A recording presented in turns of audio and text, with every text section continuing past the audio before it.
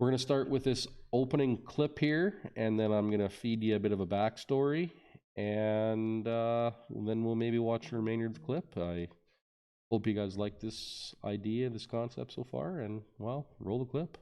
This is the best part of the ride, boys. See, it's always good to keep some. I'm just watching your rear springs. Who? Sober people. Who are they? Those guys. This is Saskatchewan Survivor Man. Saskatchewan Survivor. So apparently now we need hose clamps, sober people, and a rapid strap. And water. And water. Why do we need hose clamps? Even though no one here has ever drank water. Okay, just mute that for there. Okay, so here's the backstory on, just what series of events has to happen to arrive at that point where you've got one Outlander mounted on top of the other. Starts off beautiful October day. We hit the trailhead, and that first section of the trail, it's full of divots and bumps, and some of it's hard and soft and tree roots, and it's just nasty. It's nothing you can do a wide open pull through, so you just got to pick your way through it and hope you survive without any breaks to get to the good stuff. So we pick our way through that, and no big deal. I think only one person flipped over and whatever, but we get through there.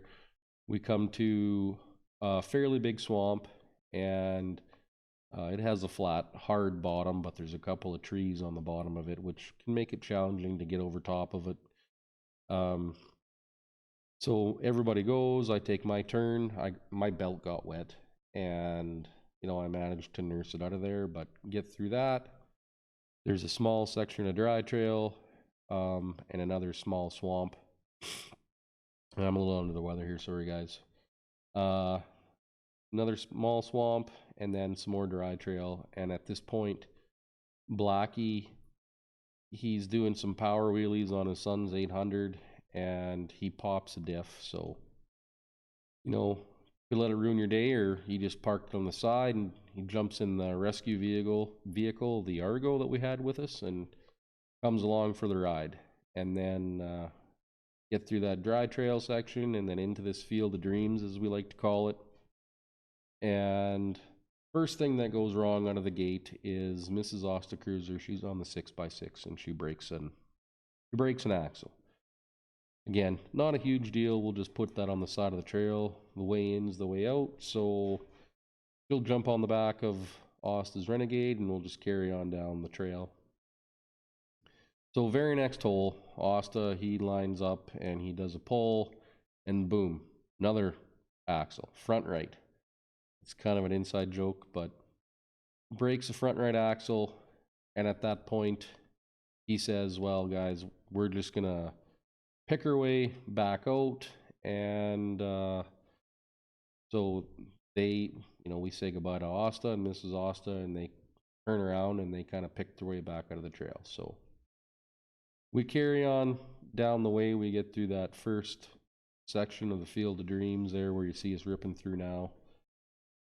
Pretty nasty skeg. It's awesome. I love it.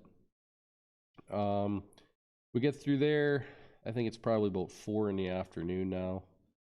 And we decide, well, let's go off to this warm-up shelter, and we'll start a fire and have a wiener roast, and then we'll turn around and go back. So do that, have a wiener roast, and get warmed up a bit, and a few pops.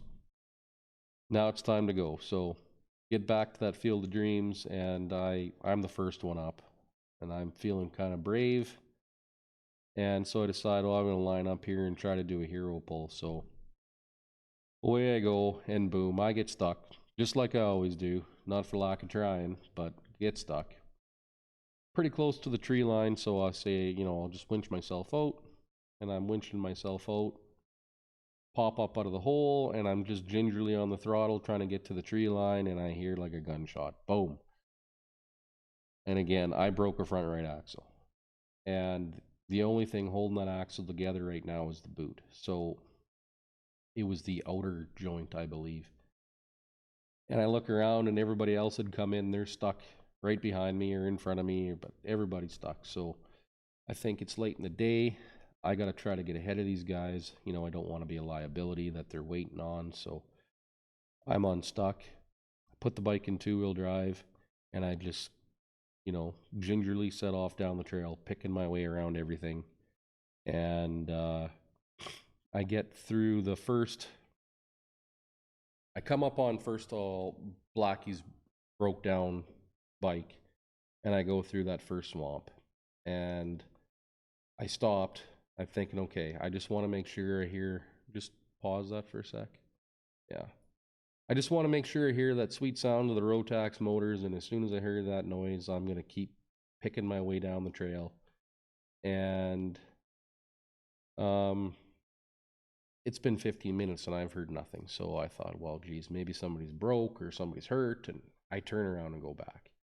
Well, the minute I get through that swamp, I hear the Rotax music, and they're on me instantly. So we start heading back for home. Blackie gets on his bike, two-wheel drive, and we go through the first swamp, come to the second swamp with the logs in it, and can't get over these logs in the bottom in two-wheel drive, so hook a winch line up and start pulling them out. And before we get up the other side, he managed to wrap that winch line around his axle, tie rod, and snap. Now his two-wheel drive can't steer. Wind up in this position where, geez, Burley, you've got that solid rear rack. Why don't we mount it on the back of your bike? Sure, let's do it. And anyway, what's funny to me is what I enjoy the most about this is if I had waited, 2-3 minutes, I would have heard that music, that Rotax music, and I just would have kept picking my way through it. I would have been home free, just waiting for everybody, enjoying another pop. And instead, I'm starting to take some fun verbal abuse, camaraderie, and Blackie figures he's gonna do the reverse cowboy on the ride out, and it was just 3 minutes and I was gone. And instead, this is what happens now. I gotta drive in two-wheel drive through that worst ugly section of trail, and yeah. And I say it like, I'm complaining, but in all honesty, this is the best part of the ride, like I said in the video. Something I'll never forget, not for a long time.